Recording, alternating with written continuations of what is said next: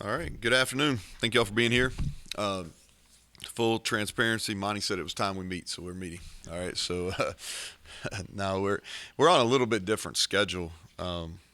So you all kind of know we've really been on this Thursday schedule the whole time during fall camp. So had our last scrimmage on Thursday night, then kind of met on Friday.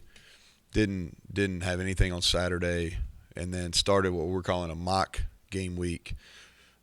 We'll get into some pit as we go, but this is more of a mock game week, kind of train our guys to get ready for what the game week's actually going to be.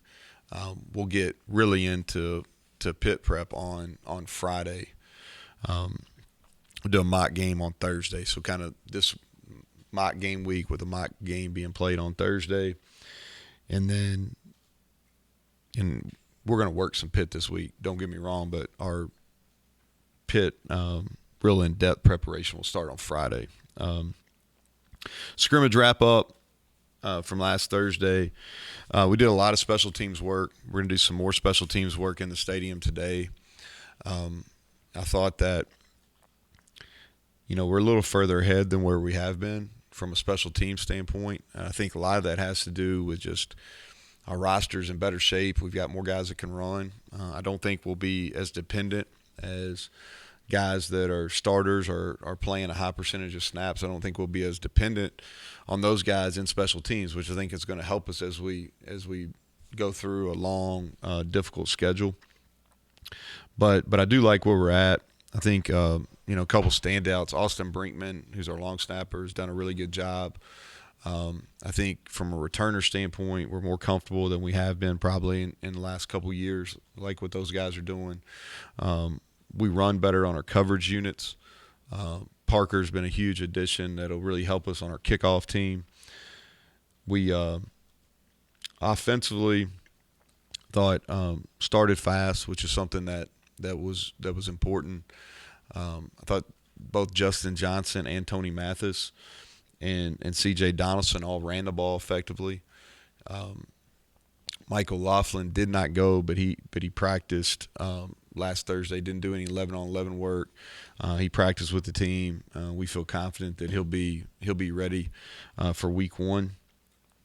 Offensive line, I think that we continue to really kind of move some guys around, make sure we have enough snaps during fall camp to make sure that if we need to move some guys and play them different positions, we've done that. Feel good about where we're at there, and then made some plays downfield at wideout. I think from a receiver standpoint, Reese Smith has had, and we've talked about this, but he's had a really solid fall camp as a guy that's maybe made a move. Because you always ask about that, who's made a move. I think it's fair to say that he's really made a move, and then Cortez Braham, junior college transfer, has been impressive. Defensively, we wanted to get a look at a lot of guys that maybe hadn't played as many snaps. One guy that I thought did well starting at linebacker was Exree Lowe. Coming off the injury, really showed some flashes in the scrimmage. I thought Sean Martin has continued to have a nice camp along the defensive line. Mike Lockhart probably had his best day on Thursday, and we've been trying to get him in shape, and I think he's there. He's on track to be ready, and he's going to be a help for us. I thought that all three of the transfers had nice scrimmages in the secondary. Jasir Cox, Wesley McCormick, Rashad Ajayi, and all three of those guys will play and play a lot in the game. And then I thought Marcus Floyd, he had a nice scrimmage in the secondary. So Lance Dixon's had a really good camp, maybe up for probably most improved guy overall, which is a good sign. And I like the way we run. I think athletically we run really well defensively right now. And so before y'all ask, I know like y'all are sitting on pins and needles. We have not made a decision about a punter, Greg. So like if you're going to ask that starting off. But quarterback-wise, here's what I'll say, and I'm not really going to announce anything today, but feel really good about our present and our future. We're working through that. I'm not trying to be coy about it. We'll announce a starter before the game. It's not about that. We're not to that point yet. And so but I know y'all ask about that, so that's kind of where we're at on it. I'm good with talking about them, but there's not been a final decision. So with that, I'll take questions, Greg. Okay, so outside of quarterback, in terms of 2D, have you made other decisions? I mean, you haven't decided punter, right tackle though. I think defensive backfield things. Yeah, like we're going to let those. I think we know who we're going to play, and what I mean by that is, and I dropped the ball last time I was in here. He asked me about Neal Diamond, man, and it was teed up for me for Kentucky Woman, man, and I did not, Bob. So I feel that's really been eating away at me for a couple weeks here. So whenever I talked to y'all last, so I dropped the ball on talking about Kentucky Woman there by Neal Diamond. So, but I think we know who we're going to play. And so what I mean by that is we feel good. We've got between the four guys that we've talked a lot about on the offensive line, and then Jordan White, Jaquay Hubbard, Brandon Yates. We feel we're going to play 7 guys up there. Who's going to roll out there first? We're probably going to let that go up until game week. But we're going to play 7 guys for sure up there. Mike O'Laughlin, we feel good that he's going to play with him and Palende and Traylon Davis. Trying to figure out exactly how we'll do the running back reps, but the guys that have been the most consistent have been Justin and Tony, and I think CJ gives us an opportunity for a different type of back. And then a receiver, know the guys that'll play, want to give another week to some of the newcomers to see how they're going to continue to progress as we get into some game planning. Defensively, we'll run a bunch of D linemen in there week 1. It's going to be warm. That's traditionally how we play anyway. Linebacker, trying to figure out who the 4th linebacker is going to play. We'll let that proceed through this week. And then the secondary, who's actually going to be the first group. I think it's probably to be determined. And we've got a battle there for who's really going to play behind Marcus Floyd there. So, got a good idea, like I said, who we're going to play. As far as naming a starter at those, we'll let that play out during this mock week. Okay, ask about quarterback. I mean, you won't name a starter, but what have you seen out of those guys? What do you like? What do they need to? Yeah. What concerns you?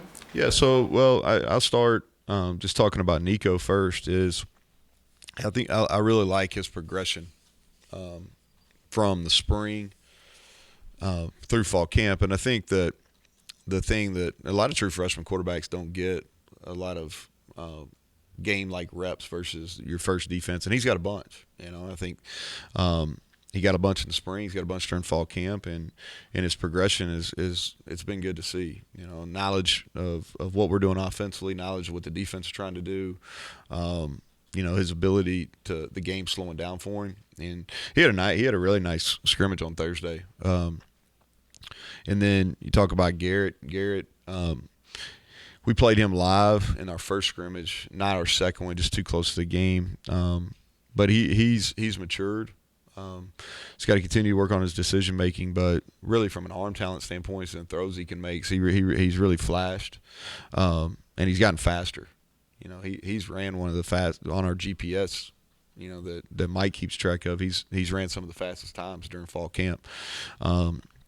And then JT's experienced. He's very mature. We've talked about his intelligence. I think his timing has improved as he's gone because, we forget, the summer workouts are so different as far as throwing full speed. We're able to do some OTAs, but it's not necessarily you're not throwing and you're not throwing versus defense. So they do that on their own. And so he's just had these, 14, 15 practices to really get his timing down. And you can see that improving. And then Goose has been really steady. I think that's the kind of, he's consistent, knows what to do, throws a very catchable ball. And so I think all of them has some ups, and we've had some, we've thrown some balls to the defense, and the longer you go in fall camp, the harder it is on offenses because defenses are seeing what you are. But I'm pleased with them. And like I said, I feel very confident in our present situation, and I feel confident about the future of those guys too. Defensively, when you go to your 6 defensive backs and more specialty packages, would you rather have a guy that's focused on that extra DB spot, or is it okay if it's a backup at one of the other positions? Which one? No, I think it's what you want to do is if you could have somebody that was their specialty role, that'd be good. And we're trying to get some young guys ready for that. Whether they'll be ready week 1 or not, I think it's to be determined. But we've got some guys back there. We've talked about Charles, and we've talked about the 2 transfer corners, Andrew Wilson-Lamp, and some of the other guys. Lamp, this is a big week for him. He had a probably his best scrimmage on Thursday night. This week, get him some more reps versus good people and kind of see where he's at. Marcus and Aubrey Burks have been really consistent. Hershey McLaurin's coming along, Jasir, Davis Mallinger. And then can Jacoby Spells get himself ready where he can be a guy in a dime package or something like that? I think that's probably to be determined. When you make decisions on personnel, what do you factor in more? Guys that make great splash plays or the guy that minimizes bad plays? What do you value more whatever position it is? Yeah, I think playing time in general is about trust, and you want consistency in performance. But there's also it's going to be taken into account, can this guy make a big play, because, our game's so much explosiveness now. And so those guys have a little bit longer, runway, so to speak. But we're looking for consistency. And also, too, I think, is you got to be able to project a little bit. It's a long year. And so as you get going in the season, the adrenaline from a first game, the heat's definitely a factor. So you got to be prepared to play more guys early on and knowing that you're going to have injuries and some things that happen during the course of the season. So you want to get those guys in games early where they'll be ready down the road. On the quarterback thing, Mm-hmm. I'm not using your words against you, but you mentioned before that second Thursday scrimmage, that's kind of like when you said like you'll know when you know. And Yeah. It should arrive around there. And you say you feel confident about that. And we got a really good idea, Mike. We just hadn't done all the work before I came in here and talked to y'all. Playing an FBS team right away, how does that change this week? A really good FBS team. Yeah, right. away. Versus Yeah. playing like Eastern Kentucky Mm-hmm. or an FCS team, and I don't know, maybe you can be a little bit more broad with personnel in this next 4, 5, 6 days versus maybe to be more immediate, more urgent with who you get practice time in this week. Well, so it makes it more difficult. It's when you open up against a really good opponent and you factor in the fact that it's a rivalry game too, so there's going to be a lot of emotion into it. So it makes it difficult. And I think that from a playing time, it's going to be a really big moment. It's college game days there. It's nationally televised. You would know, I think it's the only Power 5 versus Power 5 game maybe on Thursday night. But so there's a little bit more into this game than your normal opener. And so I think that you have to take that into account, as far as getting guys ready to play. And what we try to do is you're never going to mimic the atmosphere that's going to be there on Thursday night, a week from Thursday. Try to create as much pressure as you possibly can to see how these guys that are on the fence, are they ready for the moment? Are they not? So you try to create some real pressurized situations in front of their teammates to see if they're going to perform or not. And so that's what we're trying to do. It's an inexact science to sit here and tell you that I had the perfect recipe for it, because you watch the NFL, right? And you're sitting there watching a preseason game last night, and they all have 3. Some of them have 4 preseason games, and so they got a chance to iron out the kinks. I was watching the Chiefs, and Patrick Mahomes, he rolls out there, and I think he plays 2 drives in a row. Then he goes and sits down, right? The Steelers, they've gotten all 3 quarterbacks. They've gone out there and got a pretty good idea and getting some reps. Well, college, you're rolling out there, and you played against yourselves. So if you're doing well on one side, you don't know if you're good or the other side's bad, right? You don't really know until you get into the first quarter or so of action. So it makes it more difficult. I bounced around there. I don't know if I answered your question or not, but it's a harder deal. And to the point is we've tried to create more pressurized situations to see if guys that have transferred or are unproven at this level, or that are incoming freshmen, or guys that maybe redshirted last year that didn't have the pressure on them. We try to create opportunities for them to show that they're ready, and to build that trust with the staff and with their teammates. But- said about the way you have to open the season, that it would be a large advantage at quarterback to have a guy that's played in big games and played before, a lot of people and on national television and the like, rather than the other three guys. Yeah. Well, the good thing about it is so, you go back to like the Oklahoma game with Garrett, and that was a pretty big moment. That's ABC Saturday night game. He played a lot of football. And then Nico's game last year versus Bishop Gorman was one of the most watched high school football games. And so those guys have some opportunities that are maybe a little bit different. I'm not saying they're the same as, don't get me wrong, that's not what I'm saying. But they've played in some pressure situations on national TV that I think give them an opportunity to be ready for that kind of atmosphere as well. What were you going to say, Ken? Sorry. I was just curious, you mentioned Donaldson before and a couple of the young guys. Any other freshmen that kind of work their way into the mix? Yeah, so I think, I'll start on, on offense and just kind of C.J. Donaldson I think he's got he's proven that he's ready to go. He's got the body for it. We'll continue to prep him this week.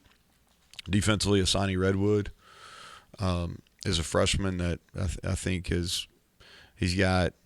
really like the kid's ability. I think that's a guy that, man, is going to make a bunch of plays here, this year and moving forward. Jacoby Spells, talked about him. Riley Collins, I think, is a guy that's going to make an impact on special teams. Let's see here.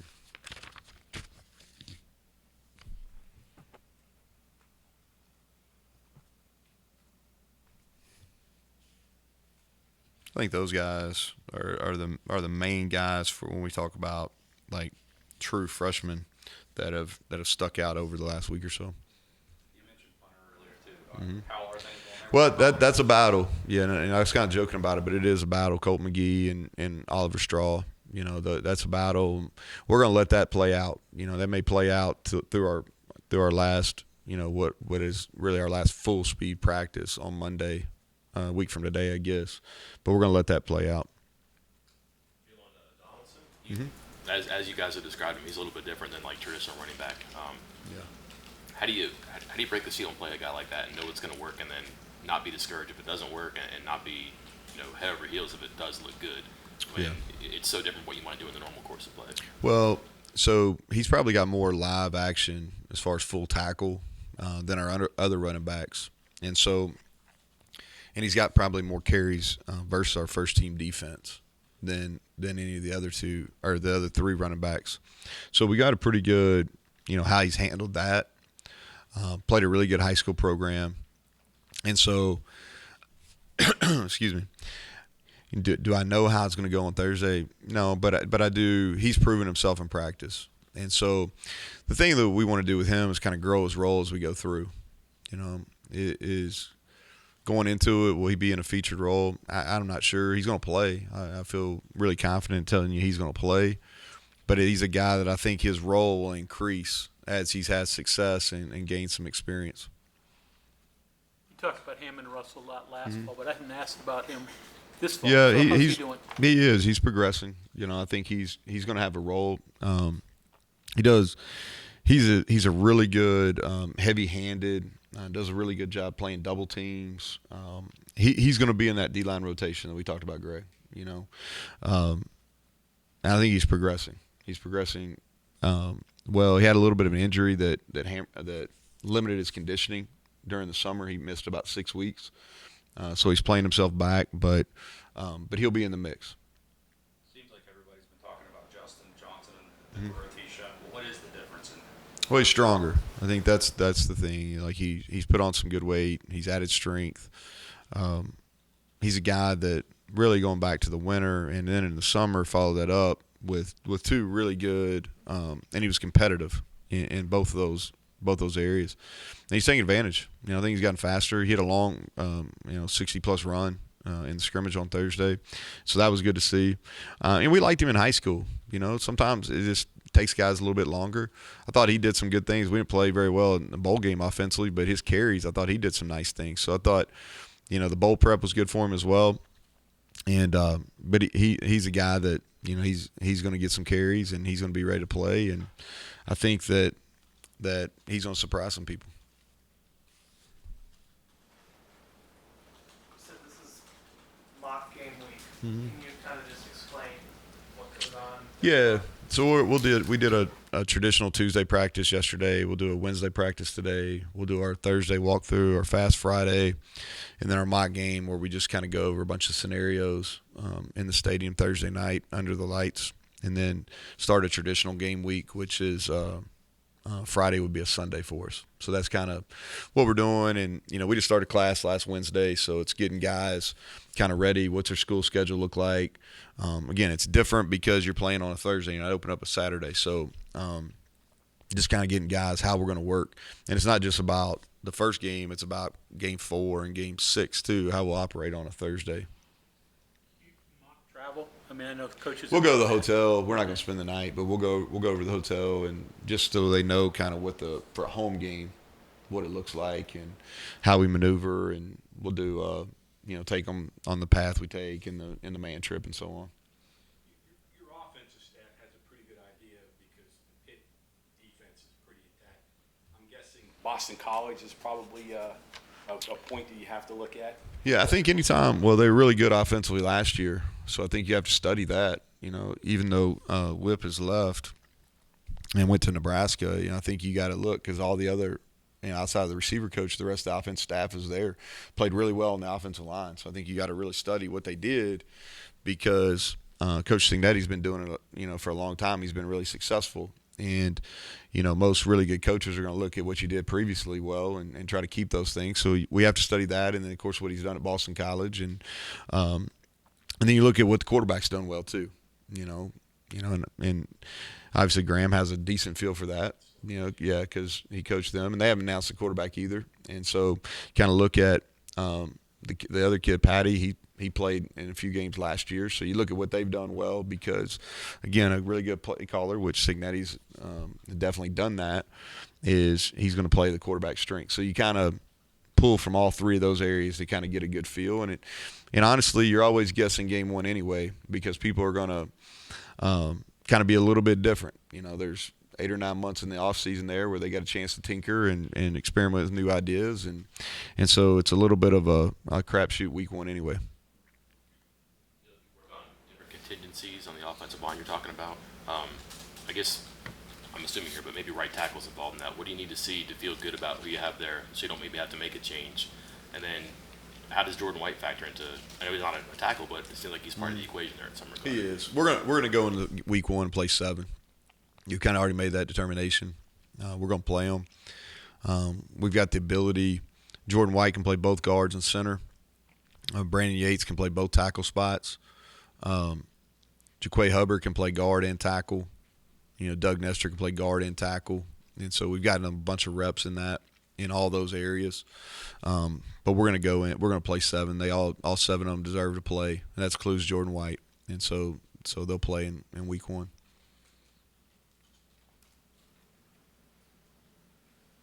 Anybody else? All right, good deal. Thank y'all.